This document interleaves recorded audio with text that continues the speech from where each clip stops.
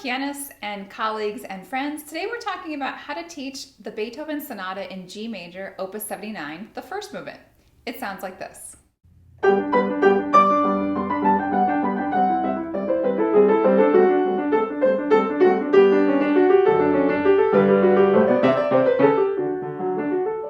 This is one of the easier sonatas that Beethoven wrote, but the truth of the matter is Beethoven didn't write any easy sonatas. So this is a great one for students who have gone to the upper intermediate, early advanced level and are looking to play a light-hearted sonata by Beethoven, kind of more in the vein of Haydn. This sounds like a lot of Haydn's sonatas as well. And just to say, there are two other movements of this which are completely accessible for students. The second movement is in G minor, and I have a video on that particular movement within the Top Music Pro membership. So if you're a member there, you can look that up. The third movement is again more like this first one, very lighthearted, quick moving. So today I'm using my Henley Urtext in this. I do recommend that students at this level purchase Urtext or good student editions of pieces like the Beethoven sonatas, and I will be sure to link in the description the Henley Urtext as well as the Dover edition and the Alfred Masterworks edition if you're looking for a little bit more help. But just keep in mind, at this level, students should be paying for quality books. And with Beethoven in particular, it's important that we at least consult Urtext editions and know exactly what he wrote. And sometimes you will see different decisions made by different editors, which is important to understand that they were dealing with manuscripts, and sometimes they do just have to make decisions on what a particular marking is intended to mean. All right, so this piece is quite difficult, and so therefore I'm gonna blitz through a lot of the basics of what students need to know and be able to do before they even are really trying to play this artistically, just in the learning process. And then I'm gonna go through some practice techniques on how to make this really reliably playable, as well as have your student be able to play it artistically. All right, so students need to be able to understand G major, D major, and A major scales and chords in order to play this piece well. We're in the key of G, but of course we very quickly in this particular movement modulate to D major, the dominant, because we're in sonata allegro form. Students should understand that form before they're playing this. They should have already played many sonatina movements in sonata form and understand what an exposition and a development and a recapitulation are. So in this one in particular, the first main theme in G major is quite short and it very quickly moves to D, but it actually doesn't stay in D for very long. It really is spending a lot of time on A, which of course is the 5 of 5, that secondary dominant. And we finally really arrive at D major around measure 46. So students just need to be able to play those scales and chords very easily because they're going to be reading that throughout this whole movement. Then in the development, we have quite a variety of chords, many simple triads like C major and C minor, E major, E minor, those kinds of things when we do this very fun crossover part. So students need to just be able to very quickly recognize major and minor triads and basic seventh chords such as a B7 in measure 61, 62, 63, that kind of area.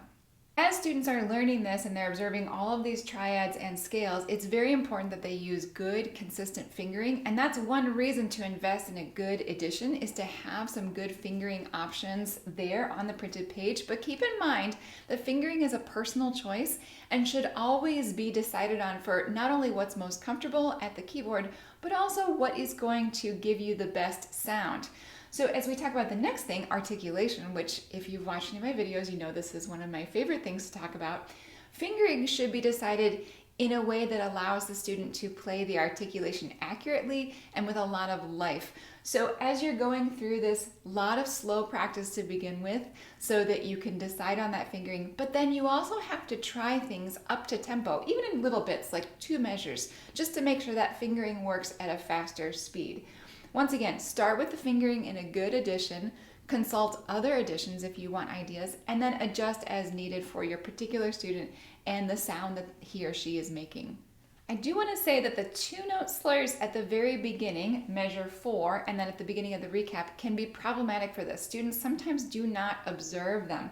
I'm talking about the F sharp to the E.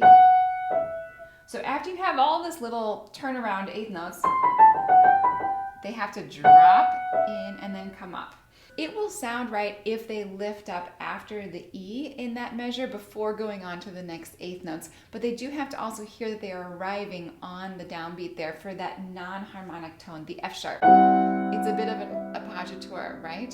So make sure you're calling their attention to the. Students need to have good, reliable octave technique to play this piece. It happens in both the right hand and the left hand at a fairly quick tempo. So this should not be their first experience with octaves. And then just to say, for a really nice sound, they also need to understand that the right hand octaves at that main theme should have a little bit more weight on the pinky so that we're really hearing the very top of that melody and not getting overwhelmed by the thumb. So help your student kind of recalibrate the weight this way.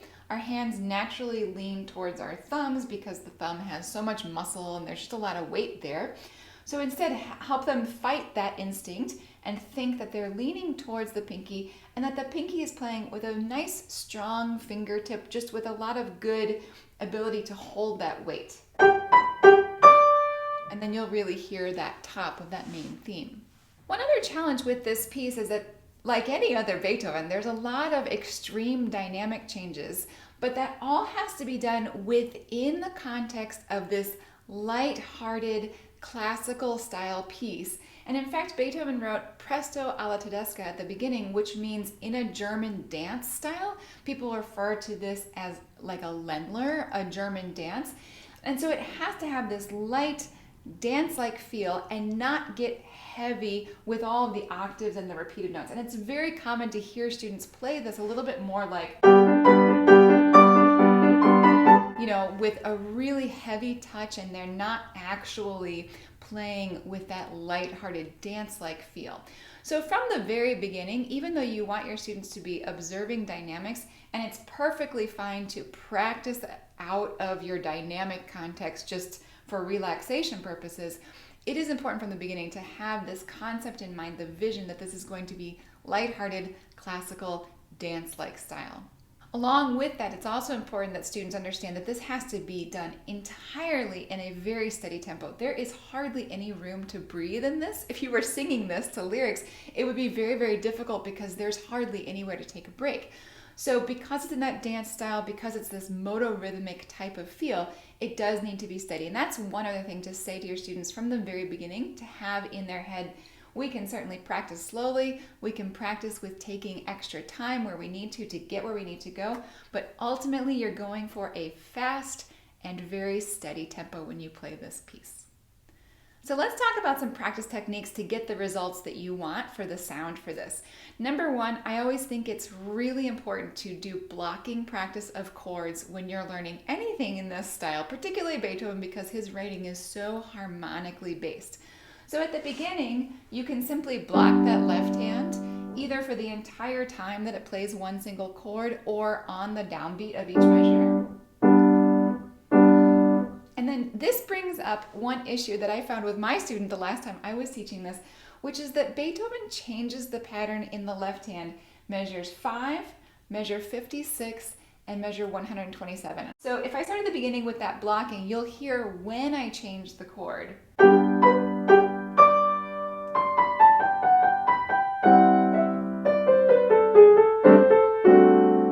Measure 5. Now I'm going to jump to the E major section of the development. I'm starting in measure 52.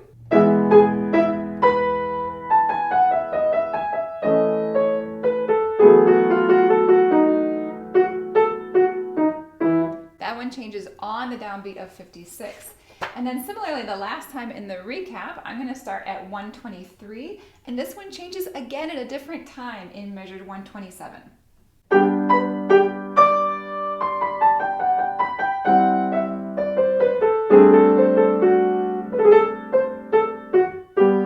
Time it's on beat 2. So that's one of the things to draw your students' attention to from the very beginning. And I think just blocking and only replaying the chord when it's a new chord, or perhaps also on the downbeat, is one way to really draw their attention to how the meter and the harmony are interacting and when things are actually changing.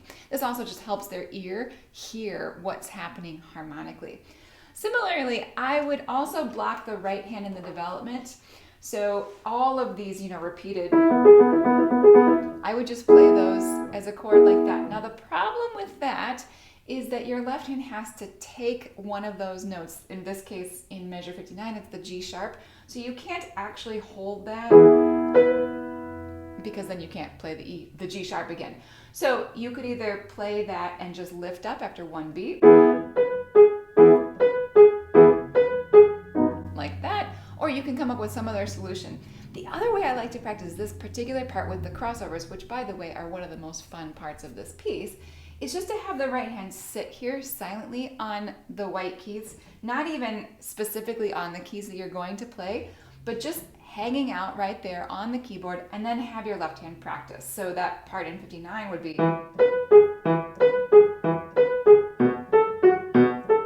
like that, because all that does is get your right hand kind of in the way of the left hand while you first practice this, and try doing it at a pretty quick tempo to feel exactly how that's going to feel. If you've ever played four-hand music at the piano, you know that one of the main challenges is just having somebody else's hand on the keyboard where you want to play. So the left hand has to be willing, like I tell my students learning duets, you have to be willing to just get in there and grab your notes and not worry about those other fingers that seem to be in the way.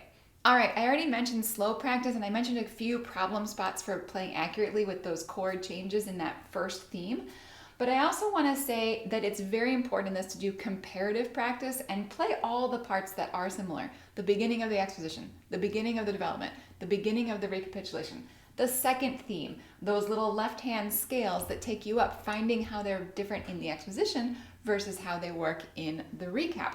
So these are all things that you can practice back-to-back comparatively. It helps you learn it and play accurately. It helps you evaluate your fingering, and ultimately it helps you memorize it correctly. One other thing to notice, in measure 130, Beethoven changes the pattern. So whereas at the beginning, measure 8, you have this pattern. There's a third, fourth, and then another fourth. In measure 30, there's one place where it's only the interval of a second. So if I start in 130, fourth, second, third, that takes you into G major. That's the point at which the recap goes a different direction than the exposition. That's a spot that your students will need to practice to really understand how that feels different and sounds different and why it's taking you that way, because you're going to end up staying in G. As I mentioned, this piece has extreme dynamic contrast, and there are two ways that I like to practice things like this. Number one, I like to make a photocopy of my students' music and have them use pencils or markers or highlighters, something like that, with a hot color such as bright red to highlight or circle the loud dynamics, and then use a cool color such as blue to circle or highlight the soft dynamics. There's very little in between with Beethoven, so you can really just do kind of red and blue or orange and green, whatever you prefer, as far as visually cueing yourself on loud versus soft. And then that just helps them really see it, and they can practice with that a few times. The other practice technique would be to stop every time you have a dynamic change.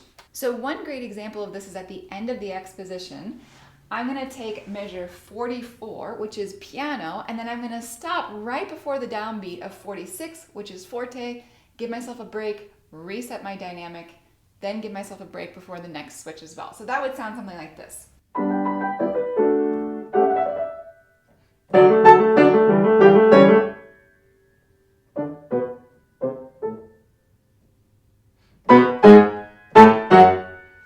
As a practice technique, it allows you to play at a pretty good tempo while also allowing your body to recalibrate and be ready for the next dynamic marking. Two more things to talk about. There are grace notes at the end in the coda.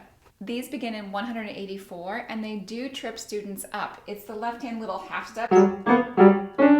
So first of all, draw your students' attention to the fact that those are just half steps, and I prefer to do it first without the grace note and use just my thumb to get a really big accent sound at that forte, and then just tuck the grace notes in, still thinking that I'm just landing on my thumb. If your student has trouble with that, have them play it as a second, a harmonic second, right together, and then just barely roll. That that solves a lot of problems most of the time. They think they have to make something out of the grace note when really it should just be almost exactly with the main note, if not just right before it. Same thing for the right hand. You can decide on which fingering you want to use there. It's a little bit harder because of you can't just use your thumb each time. So decide which fingering you like and practice it without. And then play it as harmonic seconds. And then let them tuck in right before the beat. Lastly, balance is something that must be tackled on this piece. It's very easy for those left hand parts to just be way too loud. So again, blocking helps. Think that this is going to be very quiet. You could do ghost practice of ghosting your left hand. Then just barely let it come back in. That gives you a few ideas on how to teach the Beethoven Opus 79 first movement. If you have other pieces you'd like me to cover or questions about this piece, feel free to leave me a comment. I would love to hear from you, and best wishes in your teaching.